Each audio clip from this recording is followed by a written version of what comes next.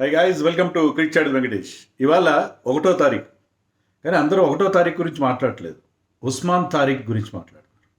ఎవరి ఉస్మాన్ తారీఖ్? ఈ పాటికి మీకు కూడా ఈ వార్త అందే ఉంటుంది, మీరు సోషల్ మీడియాలో చూసే ఉంటారు. అతని యాక్షన్ మీద చర్చ జరుగుతుంది. పొద్దున్నే నాకు ఖమ్మం నుంచి నాతో టచ్లో ఉండే మన ఛానల్ మిత్రుడు శ్రీనివాస్ ఫోన్ చేసి ఉస్మాన్ తారీఖ్ యాక్షన్ చూశారని. నేను చూడలేదు యాక్చువల్గా, విన్నాను దీని గురించి. ఉస్మాన్ తారీఖ్ ఏంటబ్బా అని చెప్పి నేను అన్నీ అతని విజువల్స్, వీడియోస్, అతని గురించి అంతా చదివిన తర్వాత అర్థమైంది ఏంటంటే సంథింగ్ ఫిషీ. ఉస్మాన్ తారీఖ్ ఎవరంటే ఎందుకు, కొత్తగా పాకిస్తాన్ టీంలోకి వచ్చిన off spinner, suppose to pen mystery spinner. అతని యాక్షన్ భలే గమ్మత్తుగా ఉంది. మామూలుగా మీరు ఏం చేస్తారు, బౌలింగ్ చేసేటప్పుడు, ఎవరైనా బౌలింగ్ చేసేటప్పుడు కొంత రన్అప్ తీసుకుంటారు. స్పిన్నర్ అయినా సరే కొన్ని అడుగుల రన్అప్, ఫాస్ట్ బౌలర్స్ అంటే లాంగ్ రన్అప్ తీసుకుంటారు. స్పిన్నర్స్ ఒక ఫ్యూ స్టెప్స్ రన్అప్ తీసుకునే బౌలింగ్ వేస్తారు. ఇతను రన్అప్ తీసుకొని ఆగిపోతున్నాడు. ఇప్పుడు అశ్విన్ లాంటి వాళ్ళు కూడా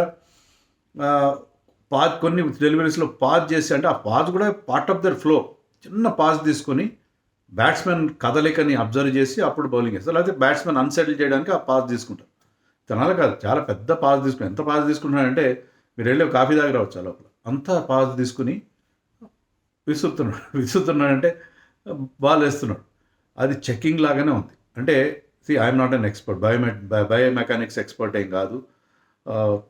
నేకెడ్ ఐకి ఏమనిపిస్తుంది అంటే అది చెక్కింగ్, ఖచ్చితంగా బెండ్ అవుతుంది, ఆర్మ్ బెండ్ అవుతుంది, చెక్ చేస్తున్నాడు అతను త్రో చేస్తున్నాడని నాకు అనిపించింది. అంటే I could be wrong, but ఏంటంటే already he was reported. So అతను ఇప్పుడు వరల్డ్ కప్ స్క్వాడ్లో ఉన్నాడు. నిన్న పాకిస్తాన్ ఆస్ట్రేలియా జరిగిన మ్యాచ్లో he took the wicket of Cameron Green. పెవిలియన్కి వెళ్తా ఇలా అన్నాడు, ఇలా అని వెళ్ళాడు. అంటే అతను త్రో చేస్తున్నాడు గట్టిగా.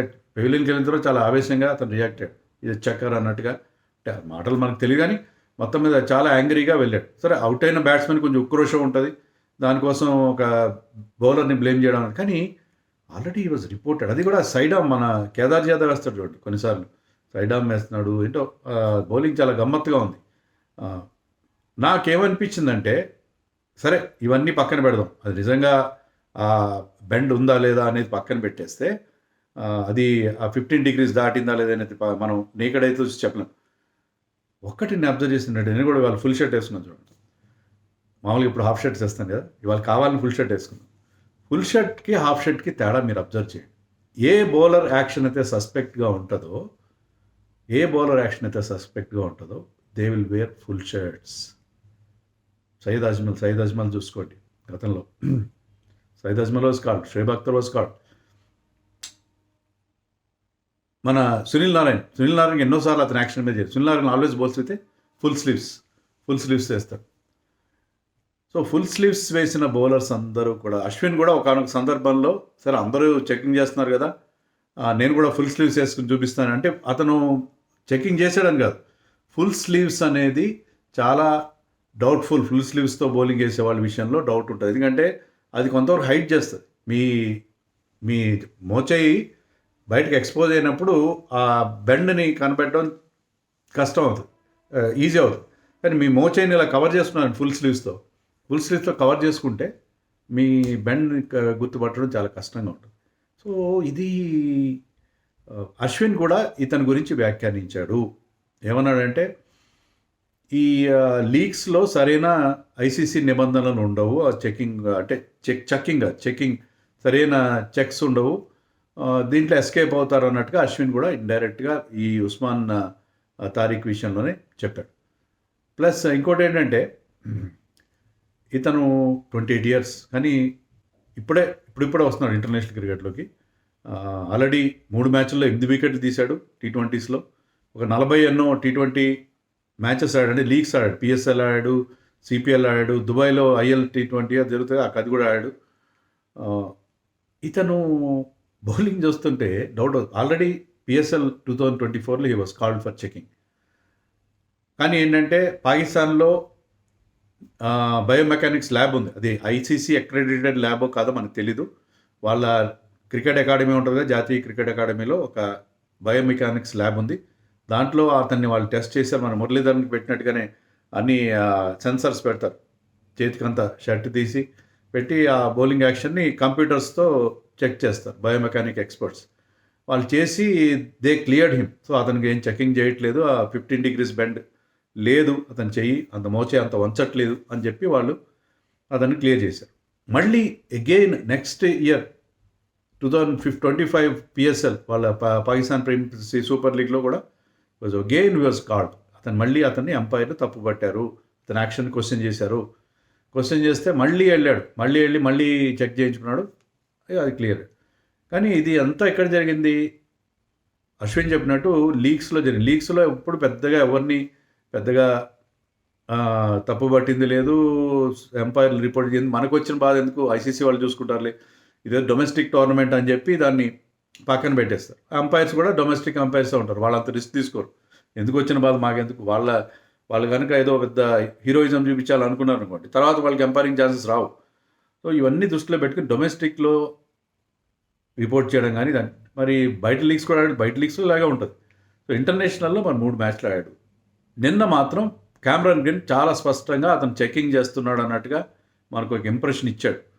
క్యామరన్ గ్రీన్ నేను చెప్పినట్టుగా అతను ఎక్స్పర్ట్ కాదు, అతనికి అలా అనిపించు, అవుట్ అయినందుకు కొంత ఉక్రోషం కూడా ఉంటుంది.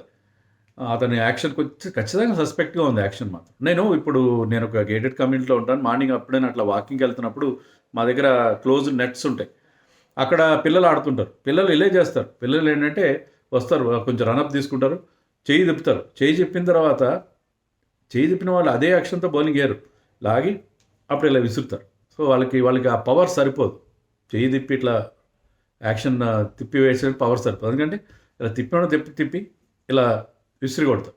సో నాకు ఇతని యాక్షన్ చూస్తే మీరు చూడండి, మీ యూట్యూబ్లో ఇట్ ఈస్ అవైలబుల్ ఇది యాక్షన్, ఇతని విజువల్స్.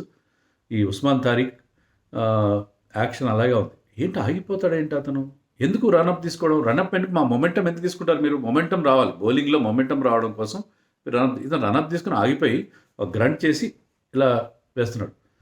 సో అది చాలా సస్పిషియస్గా ఉంది action. I could be wrong. అంటే పాకిస్తాన్ గానే మనకి ఒక ఫీలింగ్ ఉంటుంది, వీళ్ళన్నీ తొండి ఆడతారని చెప్పి. ఎందుకంటే గతంలో ఇమ్రాన్ ఖాన్ లాంటి వాళ్ళే ఒప్పుకున్నాడు. ఇమ్రాన్ ఖాన్ నేను చెప్పాడు, నేను కోకోకోలా బాటిల్ క్యాప్ ఉంటుంది కదా, క్యాప్తో బాల్ నేను స్క్రఫ్ చేసేవాడిని, ఒకవైపు నేను దాన్ని బాగా రఫ్ అండ్ అప్ చేసేవాడిని రివర్స్ స్వింగ్ కోసం అని ఇమ్రాన్ ఖాన్ స్వయంగా చెప్పాడు.